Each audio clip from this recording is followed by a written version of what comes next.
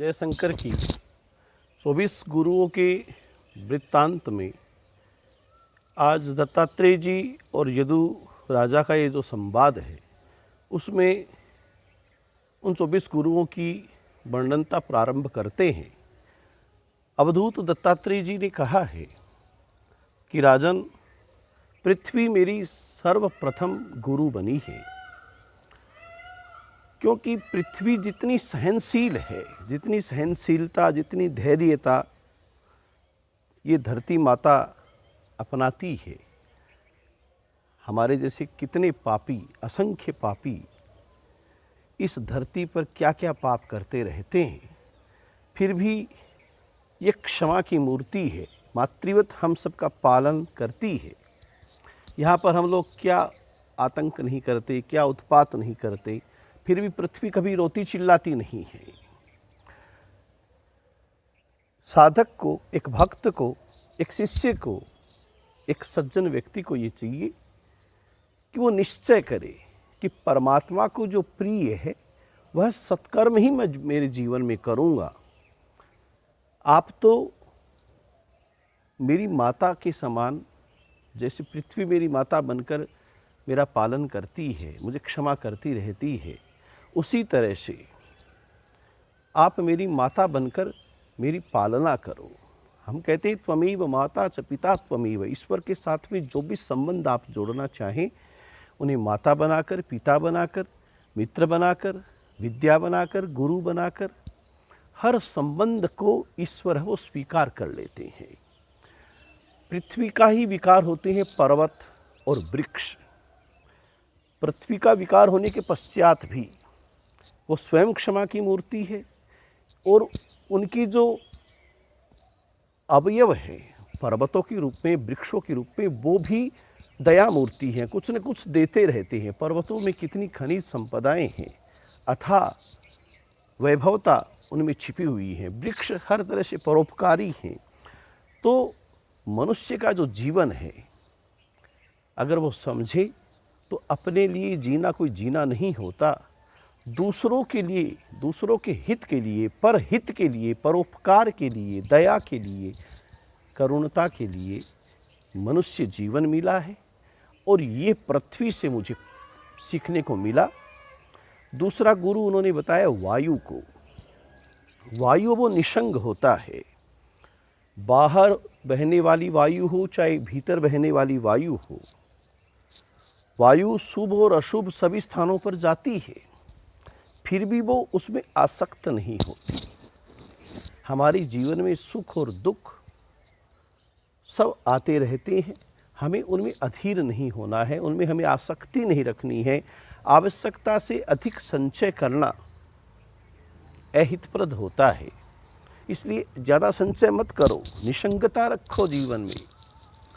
वायु केवल आहार मात्र से संतुष्ट हो जाती है, तो वायु है वो गुरु बनकर ये सिखाती है कि निसंगता रखना, ज़्यादा किसी में आसक्ति मत रखो और ज़्यादा संचय मत करो।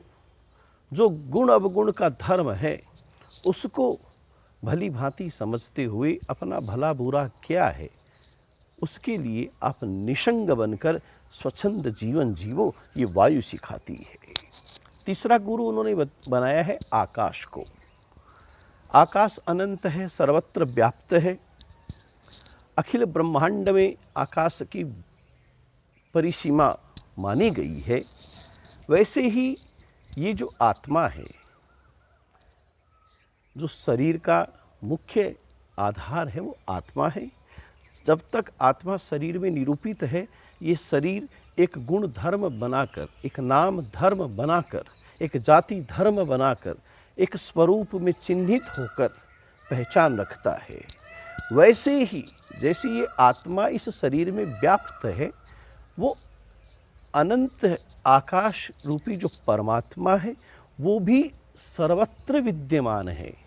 वो आकाश एक गुरु का रूप बनकर, एक ईश्वरीय तत्व का स्वरूप बनकर जीवन में हमें ये सिखाने के लिए प्रेरित करता है कि ईश्वरीय सत्ता जो है वो अनंत है, उसका कोई क्षौर नहीं है, उसका कोई आदि मध्य और अंत नहीं है। जब चाहेगा वो अपनी माया से आबद्ध इस शरीर को, इस जीवन को अवरुद्ध कर देगा। ये आकाश से शिक्षा प्राप्त होती है।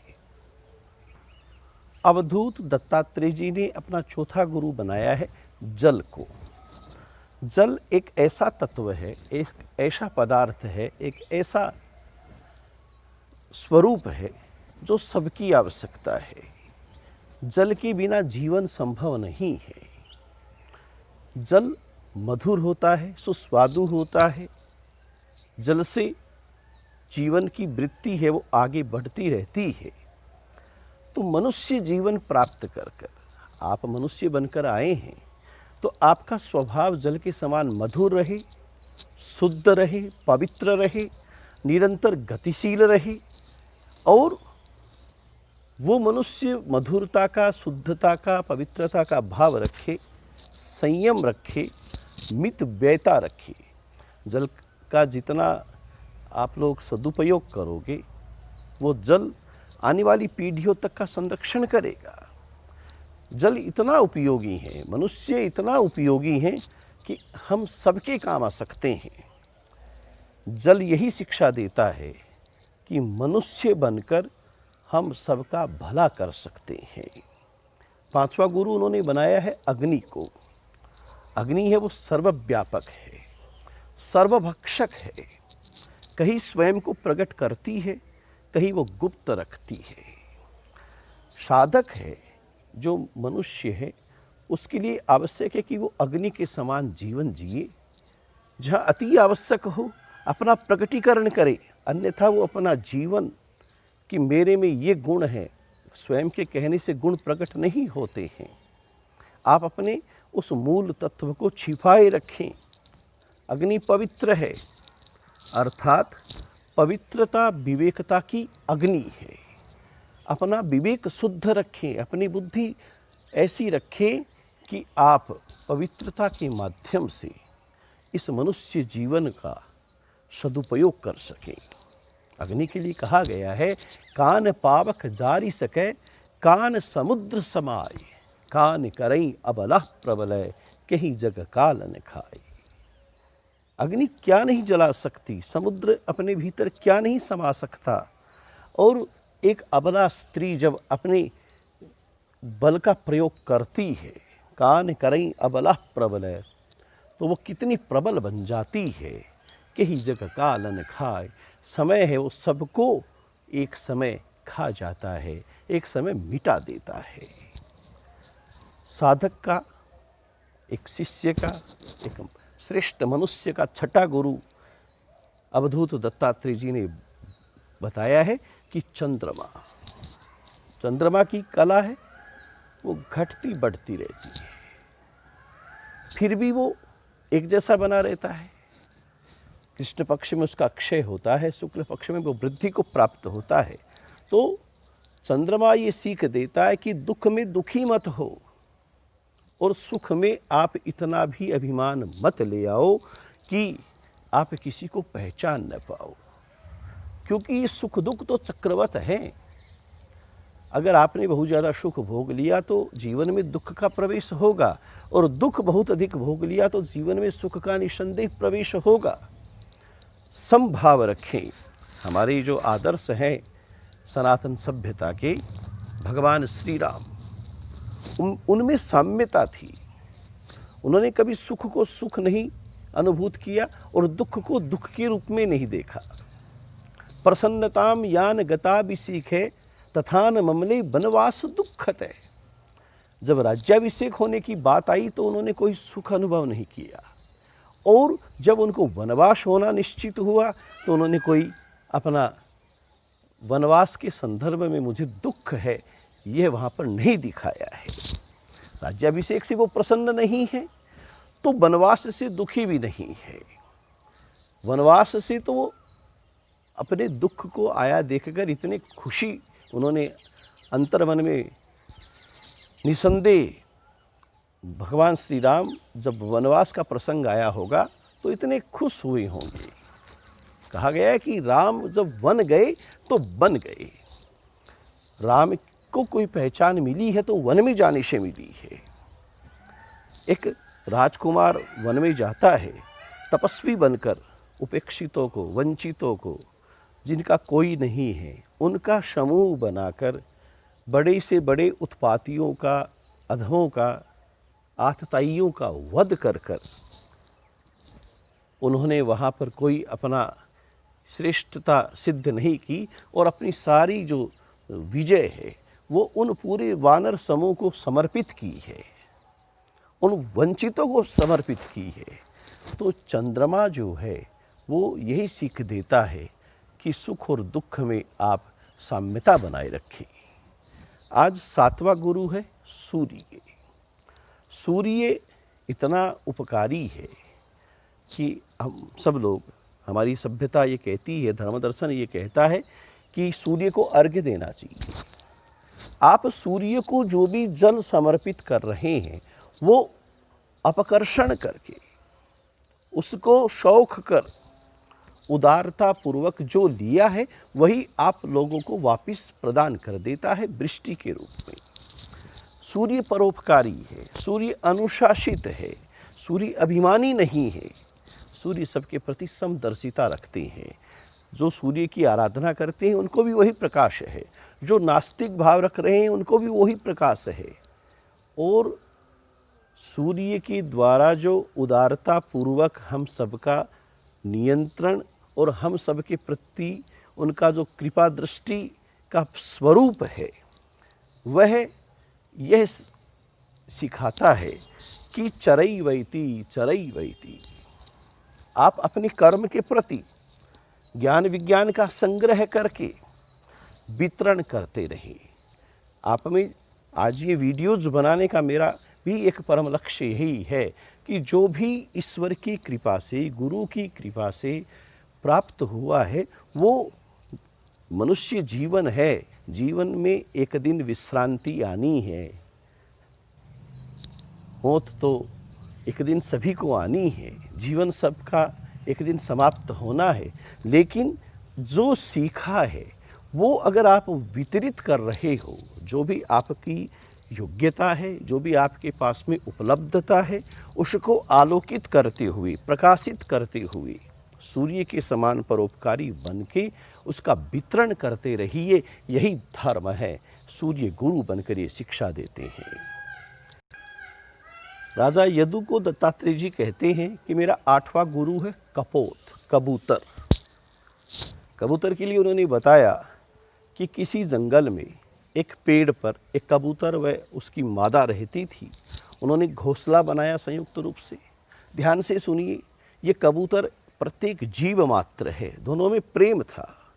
हम अपनी स्त्री से हमारी जो आसक्ति है, हमारी कभी भी मृत्यु बन करके जो हमारे संग में विचरण कर रही है, उस पर हम कितनी आसक्ति रख रहे हैं। दोनों स्नेहाबद्ध थे। ज्योतिष में एक सूत्र आता है, अष्टमम आयुष्य स्थानम अष्टमात् अष्टमम चयत तयोरपि व्यय स्थानम मार्ग स्थानम उच्यते, कि मनुष्य की मृत्यु जो है धन और स्त्री, 2 पदार्थों में ही छुपी हुई रहती है। इन 2 पदार्थों के मेल से ही मार्केस बनता है। गोस्वामी जी ने तभी कहा है, काम ही नारी पियारी जिमी लोभ ही प्रिय जिमी दाम, तिमी रघुनाथ निरंतर प्रिय लागहु मोहि राम। आसक्ति बढ़नी है तो रघुनाथ जी के चरणों के प्रति, लोभ बढ़ना है तो भगवान रघुनाथ के नाम के प्रति बढ़े, तो मेरी मृत्यु जो है वो संवर जाए। तो वो कबूतर और कबूतरी आपस में स्नेहाबद्ध थे, घोंसला बना चुके थे, संसार चल रहा था। उसने अंडे दिए, उसमें से बच्चे निकले। दोनों नर मादा ने एक बड़ा विशाल कुटुंब स्थापित कर लिया। जंगल में चारा लाने के लिए गए हैं और इधर से एक बहेलिया आता है, जाल फैलाता है और वो कबूतर के बच्चे जो हैं वो उस जाल में फंस जाते हैं, पकड़ ली जाते हैं। वो कबूतर और कबूतरी आते हैं, वो देखते हैं कि बच्चे वो चें चें चें चिल्ला कर करके अपने को छुटाने का प्रयास कर रहे हैं। आसक्ति के कारण कबूतरी भी वहाँ पर गई, वो भी जाल में फंस गई। अब कबूतर भी मोह पास से आबद्ध है, वह भी वहाँ पर गया और वह भी जाल में फंस गया। वो कबूतर यहाँ पर एक शिक्षा देकर के गया है कि आसक्ति मत करो। स्नेह और आसक्ति अगर ज़्यादा रखोगे तो उस बहेलिए के जाल में फंसा लिए जाओगे, फंस जाओगे, चला कर करके फंसोगे। यही जीव है, यही जीवन है। बहेलिया बड़ा क्रूर है। वो समय पास जब आपको अपने जाल में फंसाने का प्रयास करेगा, अगर आपने अच्छे कर्म नहीं किए, आपने विवेकता धारण नहीं की, आप आसक्ति पर आसक्ति बढ़ाते गए, तो वो बहेलिया आपको अवश्य ही जाल में फांस लेगा। अरे ये मनुष्य जीवन तो क्या लेके आया बंदे, क्या लेके जाएगा। 2 दिन की जिंदगी है, 2 दिन का मेला। क्या लेके आया बंदे, क्या लेके जाएगा। 2 दिन की जिंदगी है, 2 दिन का मेला। गुरु ही जीवन का एक स्वरूप हम लोगों को दिखा सकते हैं। ऐसे संत महात्मा ही, एक सद्गुरु ही यह विवेकता हमें जागृत करवा सकते हैं कि इस जगत सराय में मुसाफिर रहना 2 दिन का। ये संसार तो एक सराय है, एक रुकने का स्थान है। इस जगत सराय में मुसाफिर रहना 2 दिन का। काहे करे गुमान मूर्ख इस धन और जोबन का। हम यहाँ पर बलवान बन जाते हैं, ज्ञानवान बन जाते हैं, धनवान बन जाते हैं। हम यौवन का अभिमान कर बैठते हैं। नहीं है भरोसा पल का, गलफत में खेला। 2 दिन की जिंदगी और 2 दिन का मेला। लेकिन मृत्यु जब आएगी तो वो ये नहीं विचार करेगी कि आप 60 के हों कि 36 के हों कि 24 के हों कि 84 के हों। नहीं है भरोसा पल का, गलफत में खेला। 2 दिन की जिंदगी और 2 दिन का मेला। याद करें आप, वो कहाँ गए बलवान 3 बर धरती तोलनिया। इस धरती पर रावण सरीखे ऐसे ऐसे दिग्गज हुए हैं कि उनके चलने से पृथ्वी कांपती थी। अरे जिनकी पड़ती थी धाक, नहीं कोई श्याम बोलनिया। अरे निर्भय डोलनिया, बह गया है अकेला। निर्भय डोलनिया, गया है अकेला। 2 दिन की जिंदगी और 2 दिन का मेला। लेकिन उनको भी एक दिन इस संसार से विदा होना पड़ा। कोई छोड़ सकिया ना भाई, ये माया गिनी गिनाई ने। आपके पास में जो माया है उसको कोई छोड़ना थोड़ी चाहता है, लेकिन वो छोड़नी पड़ती है। गढ़ कोटा की नींव छोड़ गया चिनी चिनाई ने। ऐसे ऐसे सूरमा राजा हुए हैं कि उन्होंने आज ऐसे ऐसे बड़े किले दुर्ग बनाए थे, लेकिन वो शून्य हो गए। आज उनका कोई अस्तित्व नहीं है, वो वहाँ पर रह ही नहीं पा रहे हैं। क्यों? क्योंकि उन्हें संसार से जाना पड़ा। गिनी और गिनाई रहेगी, चाल्या नहीं धेला। 2 दिन की जिंदगी है, 2 दिन का मेला। सारी माया आपकी, आपने बार बार में बैंक बैलेंस, अपना कैश इन हैंड है, विनियोजन, इन्वेस्टमेंट आदि अनेक अनेक कितना जीवन का झंझट। लेकिन क्या होगा जब मृत्यु, क्या लेके आया बंदे, क्या लेके जाएगा, एक 2 दिन की जिंदगी है, 2 दिन का मेला। और वो गुरु लोग यहाँ पर हमें सचेत करते हैं, इस काया का है भाग, भाग छीन लाया नहीं जाता। इस काया का है भाग, भाग छीन लाया नहीं जाता। शर्मा कहे बिन भाग तोड़ फल खाया नहीं जाता। हरि गुण गाओ बंदा, जग झूठा झमेला। 2 दिन की जिंदगी और 2 दिन का मेला। हरि गुण गाओ बंदा। एक गुरु ही यह सीख दे सकते हैं कि हरि गुण गाओ बंदा, जग झूठा झमेला। 2 दिन की जिंदगी और 2 दिन का मेला। जय शंकर।